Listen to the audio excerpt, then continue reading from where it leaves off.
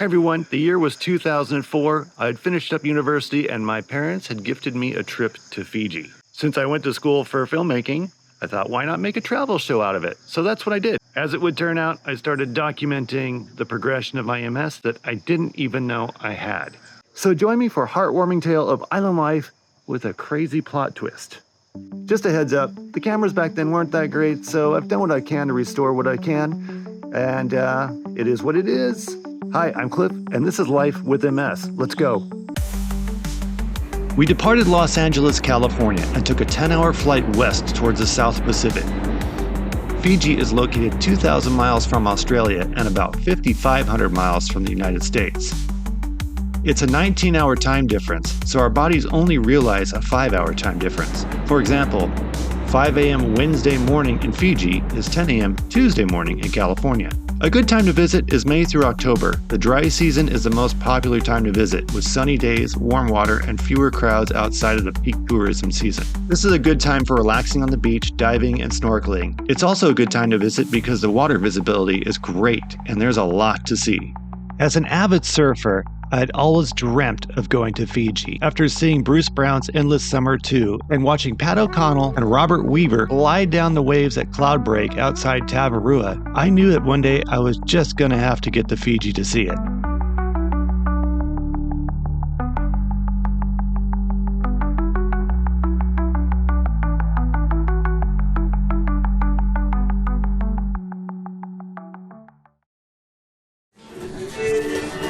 Once off the airplane and through the airport, we took a bus ride to a harbor where we would hop on an hour-long ferry ride out to the island of Qalito. Qalito Island, more commonly known as Castaway Island, is a picturesque paradise nestled in the Mamanuca group of islands in Fiji, renowned for its pristine beaches, lush tropical vegetation, and vibrant coral reefs. It offers the quintessential South Pacific escape experience.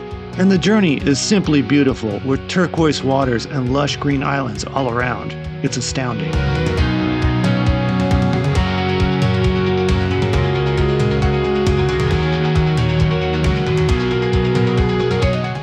Castaway Island is staffed by locals, and their enthusiasm for Fiji is infectious. Locals are warm, friendly, curious, and all around just wonderful people to be surrounded by. After an evening of rest, I ventured out for a walk on the beach at sunrise. The sound of the warm tropical waters lapping the shore was mesmerizing.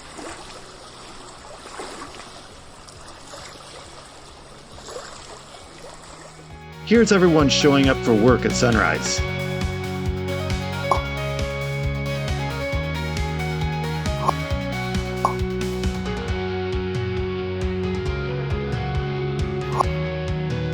In the afternoon, I took to kayak. It's a great way to explore the leeward side of the islands. Best thing about low tide and a kayak is that you can see coral that you usually would have to dive to see. This is really cool. Check this out. At this point, the time difference and the heat of the previous day started to trigger the MS in my legs. I thought I was just tired, but my yet-to-be-diagnosed MS was starting to ramp up for what would turn out to be a big show soon enough. No matter how much sunblock you put on the first date, if you're out in the sun, you're going to get burned. Time to shave. After a few days on Castaway Island, we headed back to the main island, Aviti Levu. I've been invited to a kava ceremony at a remote tribal village about 40 minutes upriver, only accessible by boat. There, we took a longboat inland. I was told by the locals that this river once ran clear until the logging companies cut the jungle down upriver, and now the topsoils cloud the river when it rains and washes the topsoil into the water. This topsoil ends up on the coral reefs and destroys them.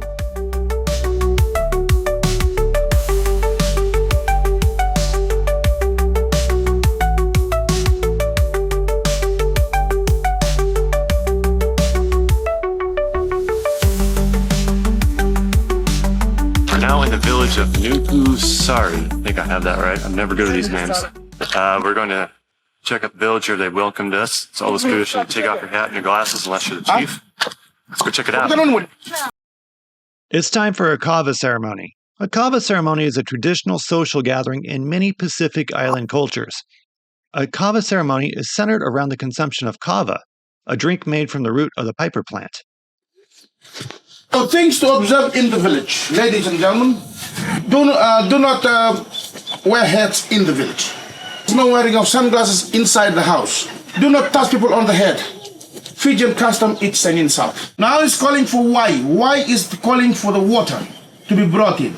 So this is the stages they do the kava preparation for their high chief. And you can see how water is brought in. It is brought in a bamboo. Okay, to tell you about kava, it is our national drink in Fiji. Kava comes from a kava plant, and the kava plant belongs to a family of a pepper plant. It is not hot, but it gives a numbness, makes you turn a bit numb. According to scientists, they classified kava as a narcotic, but it doesn't have the effects like what other hard drugs have. Qalito man na mula leon dalam timikala ulay sa bulan na kumpulan kuwa simulo din kum dalam bula ko ngatikim dalam kulo sul kilongo go menundo dawabog na koro ko ngatikim do tira na kulo ara ko kumpalaw ng bula na ko lagi ram ko tiro sa may Amerika na butal tiro ka nila ka sinalo naman kuwa tubuto na loto mana hey dina bura amdo do Well, ladies and gentlemen, so those are the words of welcome by the Chief Skyline. In his speech, he says, people of this village, they feel honored. Okay, I'd be lying to you if I told you I wasn't concerned about contracting some type of jungle parasite from what I was about to drink. But it's considered rude if you don't drink at all, and I don't want to upset the locals. I mean, look at these guys. They look like they can run a 5-minute mile. I wouldn't have a chance. I'm not sure if it was watered down for us tourists, but my tongue and face went numb. After the ceremony, the skies opened up and torrential rain started. It was now unsafe to get back on the river, so we stayed put.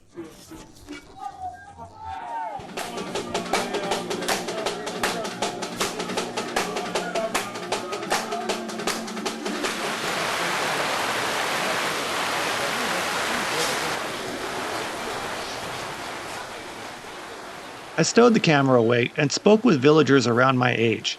If I learned anything, it's that we all had similar interests, and only distance really set us apart. It was time now to return to the coast and log some water time.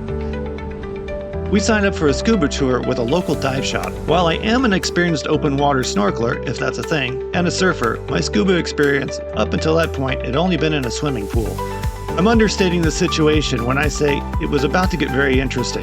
And my MS, well, it was coming along for the ride. Okay, well, we're here on the main island of Vivu, then past that, right? That's right, that Vivu. And we're going to do some diving today. This is Alex Hill. We know the Hideaway dive shop here at the Hideaway Resorts, main island. Okay, well, I'm really excited. I don't know how to live today with kind of the tutorial, and I can get out. Let's go do it, okay?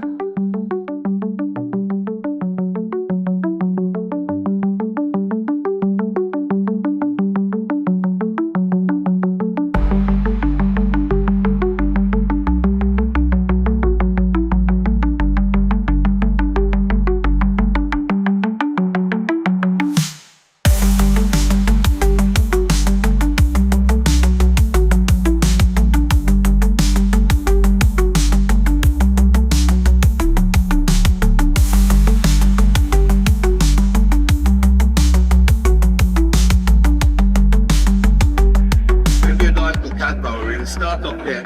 We go around the corner along here. It's called Casbah.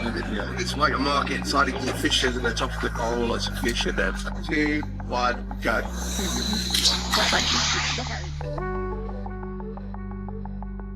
Diving in Fiji is an experience that's just hard to explain in words. The sheer beauty of the coral and the life around it offers colors that I have never seen on land. For a busy place with lots of life, it is incredibly peaceful.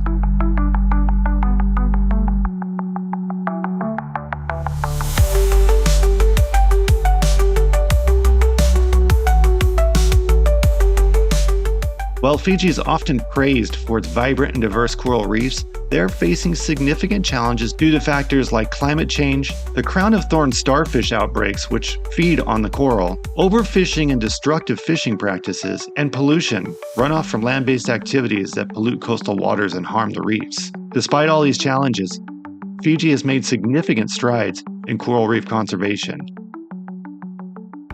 As we descended down the reef, my vision began to fade. I checked my tank levels to verify I had air, and I did. Within a few seconds, I felt as though I was upside down, but I noticed the bubbles in front of my mask still going up. Knowing I was in real trouble, I reached out in front of me as far as I could and managed to grab the flipper of another diver. I signaled that I was in trouble and began to pass out. The other diver was holding my regulator in my mouth as we headed towards the surface. When I came to, we were on the surface and waiting for a boat to pick us up. At the time, it scared me nearly to death. As time would go on, this experience would become commonplace for my MS. The dizziness, the fading vision, the passing out. Was it a totality of the trip and exhaustion and heat that caused my MS to relapse? Was it a sudden change in barometric pressure, which I'm sensitive to? I'll never know.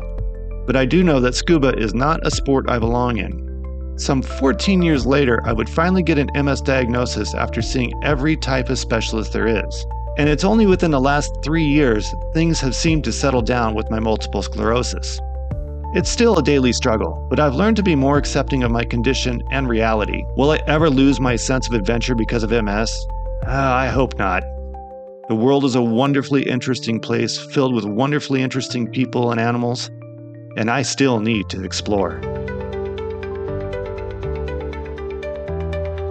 As for Fiji, these islands, these people, and these experiences will always live on within me. I'll never forget the hospitality, the smiles, the laughs, and the stories we all shared. Will I ever go back? I don't think my MS-riddled body would appreciate it, and I need to be real about that. But I will always have the memories. Thank you, Fiji. You changed me.